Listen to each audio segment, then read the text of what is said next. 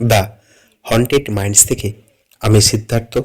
আপনারা শুনছেন আজকের গ্রাম বাংলা ভূতের গল্প নিশির ডাক পার্ট 2।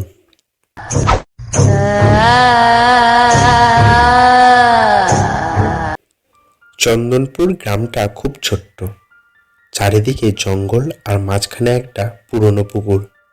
সেই পুকুরের ধারেই থাকতো রিমা আর তার মা। এক রাতে হঠাৎ রিমা শুনল, রিমা রিমা, একটা মেয়ের গলা দূর থেকে ডাকছে। রিমা জানলার পাশে গিয়ে দেখে পুকুরের ধারে একটা সাদা শাড়ি পরা মেয়ে দাঁড়িয়ে আছে। মুখটা দেখা যায় না, কিন্তু কণ্ঠস্বরটা যেন তার নিজের মতোই। পরদিন সকালে রিমা তার মাকে ঘটনাটা বলল। মা হঠাৎ চুপ হয়ে গেলেন। রিমা, রাতে জানলার কাছে যাস না, এই পুকুরে কেউ নেই। রিমা জিজ্ঞাসা করল, তুমি ভয় পাচ্ছ কেন মা? মা উত্তর দিলেন, না, শুধু বললেন এখানে একসময় এক মেয়ের মৃত্যু হয়েছিল, ঠিক তোমার বয়সী। দুপুরে ঘরের চিলেকোঠা পরিষ্কার করতে গিয়ে রিমা একটা পুরনো ডায়েরি পেল। তাতে লেখা, আমি নিশি, কেউ আমার কথা বিশ্বাস করেনি, কিন্তু আমি ফিরব। রিমা অবাক হয়ে গেল। নিশি, এই নামটা সে আগে কোথাও শুনেছে। মনে পড়ল পুকুরটার নামও তো নিশির পুকুর। সেই রাতে রিমা আয়নায় নিজের মুখ দেখছিল। হঠাৎ তার মুখটা বদলে গেল। চোখ লাল, মুখ বিকৃতি, আর ঠোঁটের কোণে একটা তীক্ষ্ণ হাসি। আয়নার রিমা বলল, তুমি আর আমি একই তো। রিমা চিৎকার করে পিছিয়ে গেল। আয়নাটা ভেঙে গেল, কিন্তু আয়নায় সেই মুখটা তখনও হাসছে। রিমা স্থানীয় বৃদ্ধ মানুষ মাধবদার কাছে জানতে চাইল নিশির পুকুর নামটা কেন।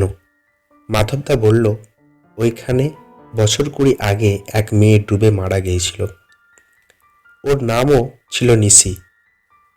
তখন থেকেই মাঝরাতে ওর ডাক শোনা যায়। রিমা স্তব্ধ হয়ে গেল। তাহলে সেই ডায়েরিটা নিশিরই? রাতে আবার সেই ডাক, রিমা পুকুরে আয়। রিমা এবার আর ভয় পেল না। জানলা খুলে বাইরে গেল। পুকুরের ধারে দাঁড়িয়ে আছে সেই সাদা শাড়ি পরা মেয়ে। চোখ দুটো যেন জ্বলে উঠেছে। তুই আমার অসমাপ্ত কাজটা শেষ করবি রিমা। রিমা জানল সে আসলে নিশির পুনর্জন্ম। নিশির আত্মা পুকুরে বন্দি, আর মুক্তি পেতে তার দেহ দরকার। মা তখন কেঁদে ফেললেন। আমি জানতাম তুই ফিরবি নিশি। তুমি জানতে ছিলে আমি নিশি? হ্যাঁ, আমি তোর মা না, আমি তোর বোন। তুই মরে গিয়েছিলি সেই রাতে। পুকুরের জলে চাঁদের আলো পড়ছে। রিমা ধীরে ধীরে জলে নামছে। জল ঠান্ডা, কিন্তু ভেতর থেকে একটা উষ্ণ হাত তাকে টানছে। তুমি আমার শরীরটা আমাকে ফিরিয়ে দিলে, ধন্যবাদ রিমা।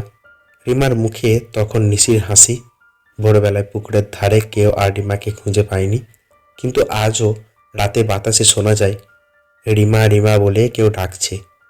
গল্পটি কেমন লাগলো অবশ্যই কমেন্ট করবেন।